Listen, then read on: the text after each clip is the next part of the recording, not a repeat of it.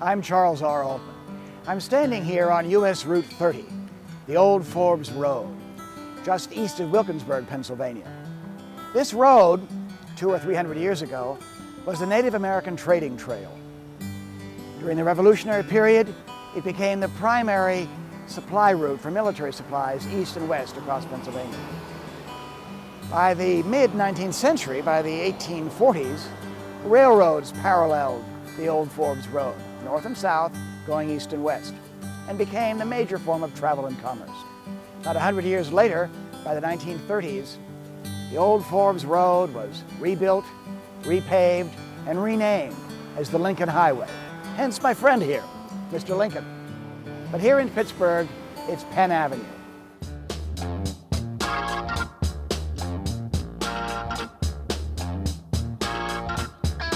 Named for the founder of our Commonwealth, William Penn. Penn Avenue, the gateway to the west.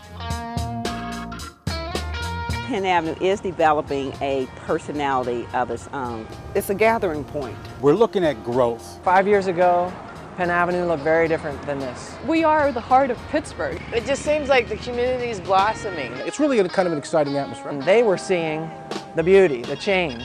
I think for the better. The excitement is that it is growth.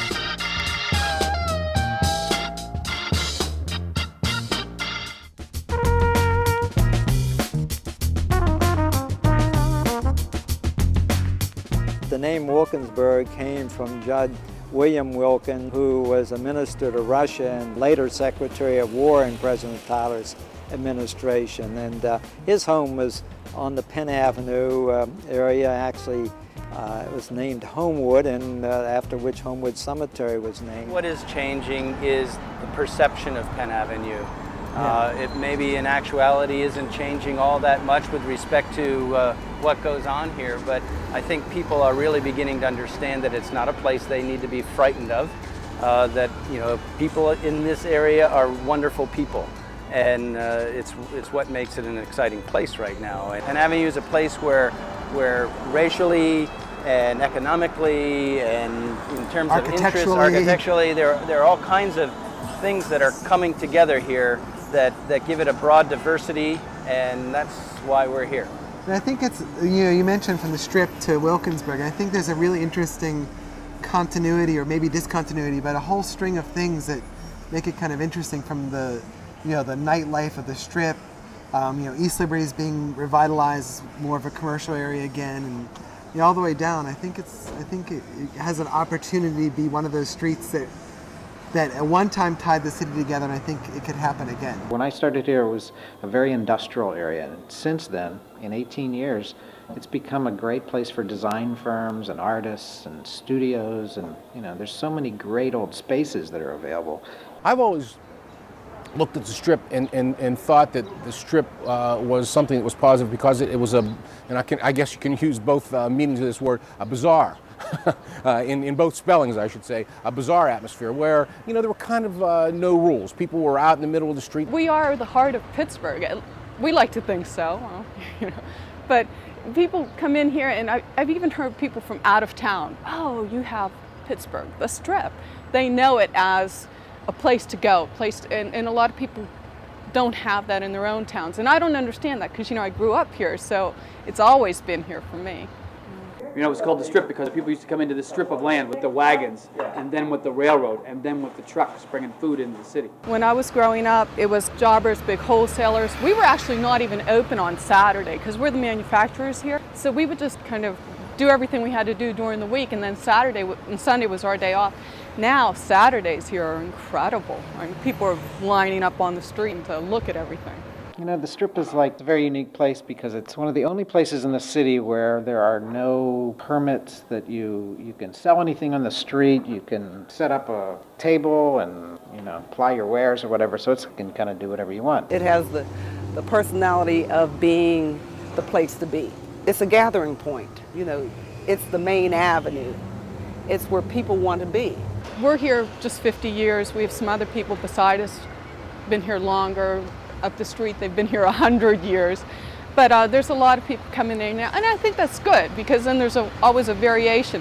I'll walk out the street one day, right, and there'll be a little store there and then next week it's a different store. I think people like the action of being in a market type place as opposed to, you know, well, I mean, something I don't particularly like is like the sterile, somewhat sterile atmosphere of big corporations and big supermarkets. We used to go to Permanis when I was in art school, and 2 in the morning it would be dock workers and guys that were coming to work to unload trucks. And now if you go at 2 in the morning, it's usually people that are coming from clubs and young people, and still got this great flavor. It's more than a place to go get fresh vegetables.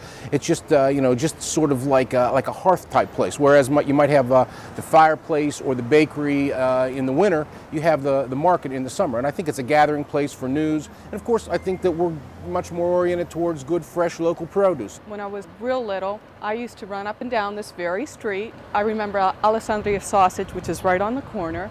They had big barrels of olives, and I always used to go in and make sure they tasted okay. There were a lot of kids on the strip, not like it is now. Now it's like a little bit more commercial. We used to have families living here. It was fun. It was just community, family life. And it's really kind of an exciting atmosphere. I mean, I think all farmers markets, if you go to any farmers market, so that's what the strip needs to be. It needs to be that kind of a marketplace, that kind of an old-fashioned bazaar.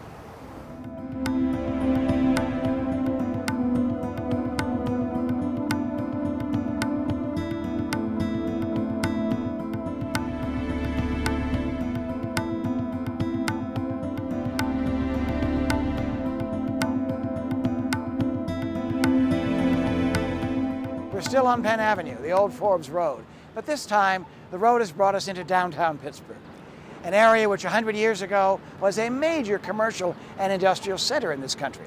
But now this part of Penn Avenue becomes a cultural corridor, taking us through the city. Heinz Hall for the Performing Arts, the Benedum Center, the O'Reilly Theater, the Pittsburgh Public Theater, and any number of art galleries take us on down the street, down to the Point, to Point State Park, where the rivers meet.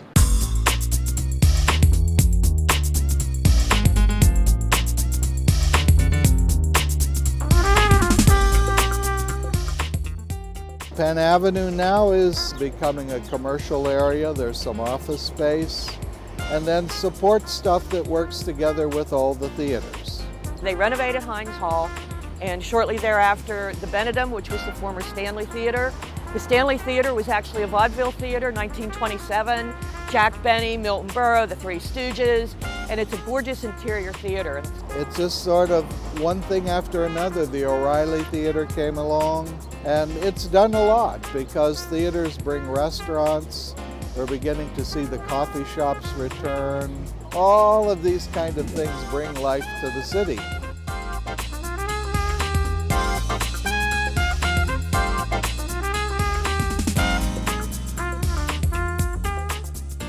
Pittsburgh is a city where people walk, and Penn Avenue is one of the streets that is always busy. There are people walking around, there's people in the park. I don't know why they're not at work. This is a busy area, and in the evenings, it's just wonderful. Oh, we always came down to Horns.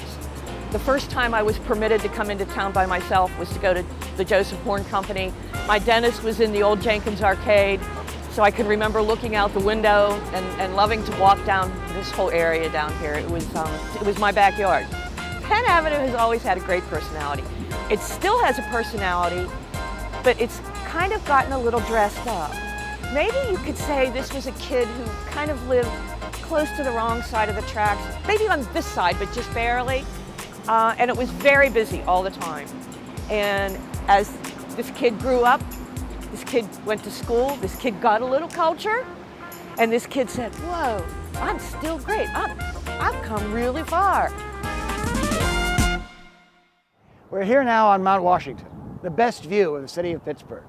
Looking down here, you see all three rivers, the Monongahela, the Allegheny, meeting to form the Ohio.